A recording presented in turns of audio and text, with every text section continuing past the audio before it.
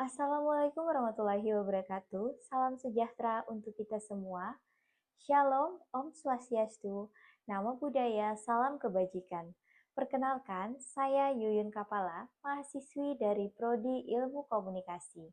Dan yang terhormat, Bapak Ibu serta mahasiswa sekalian, serta seluruh hadirin yang berbahagia, pertama-tama izinkan saya mengucapkan terima kasih atas kesempatan yang diberikan untuk bisa berbicara di hadapan para hadirin yang terhormat.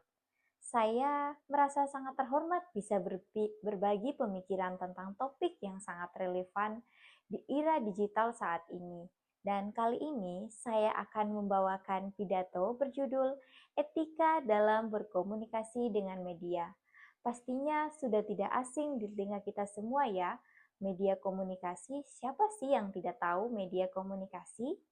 Dan siapa sih di antara kita yang ada di sini yang tidak pernah berkomunikasi di media? Pasti semua pernah ya, dan bahkan ini kita lakukan setiap hari.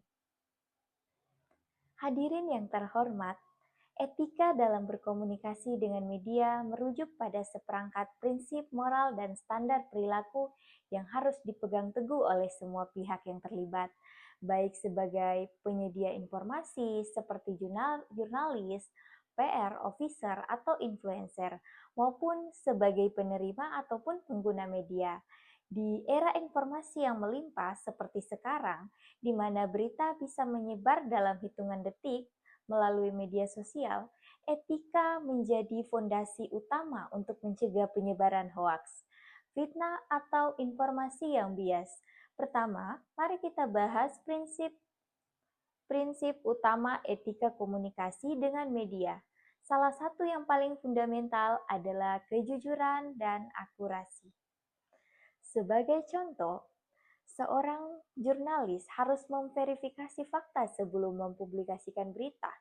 Bayangkan jika tanpa etika ini, berita palsu tentang kesehatan masyarakat, seperti klaim vaksin yang menyebabkan penyakit dan dapat menyebabkan kepanikan massal serta kerugian yang nyata. Serta di sisi lain, sebagai individu yang berkomunikasi dengan media, kita harus menghindari penyebaran informasi yang tidak akurat. Meskipun itu hanya lelucon di media sosial, kita harus tetap menjaga etika di media sosial. Yang kedua, kerahasiaan dan privasi merupakan aspek etika yang sering diabaikan. Selanjutnya, mari kita lihat dampak dari pelanggaran etika.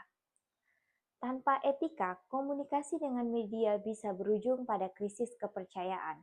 Misalnya, skandal seperti penyebaran berita palsu yang terjadi tentang pandemi COVID-19. Ini telah menyebabkan kerugian ekonomi dan juga kesehatan global. Di Indonesia, kasus-kasus seperti penyebaran hoaks, politik, melalui media sosial telah memicu konflik sosial dan polarisasi. Sebaliknya, ketika etika diterapkan, media dapat menjadi alat pendidikan dan pemberdayaan. Bayangkan bagaimana jurnalis yang etis, seperti yang melaporkan korupsi, bisa menginspirasi dan mereformasi, atau influencer yang bertanggung jawab bisa membangun komunitas yang positif. Dalam dunia PR atau hubungan masyarakat, seorang profesional harus menjaga rahasia sumber informasi untuk melindungi kepentingan pihak terkait. Contohnya, bocornya data pribadi selebriti oleh media.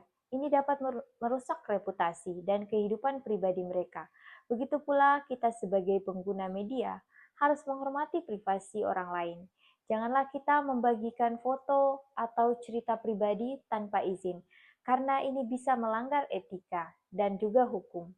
Yang ketiga, netralitas dan objektivitas. Ini sangat penting, terutama dalam pelaporan berita. Media harus menghindari bias politik, ekonomi, ataupun ideologis, dan yang dapat memanipulasi opini publik.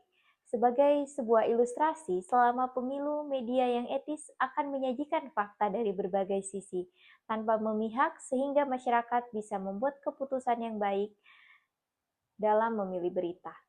Akhirnya, sebagai generasi muda, kita memiliki peran krusial dalam menegakkan etika ini. Kita harus belajar membedakan antara informasi yang valid dan yang tidak, serta aktif dalam kampanye literasi media. Dengan demikian, komunikasi dengan media bukan hanya tentang mengirim pesan, tetapi tentang membangun kepercayaan dan harmoni sosial.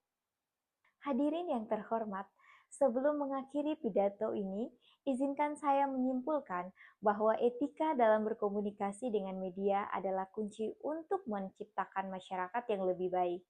Tanpa etika, media bisa menjadi sumber kekacauan. Dengan etika, ini menjadi pilar demokrasi dan kemajuan. Mari kita semua berkomitmen untuk menerapkan prinsip-prinsip ini dalam kehidupan sehari-hari, baik sebagai konsumen maupun produsen informasi. Terima kasih atas perhatiannya. Wassalamualaikum warahmatullahi wabarakatuh. Saya Yuyun mengakhiri pidato hari ini. Terima kasih.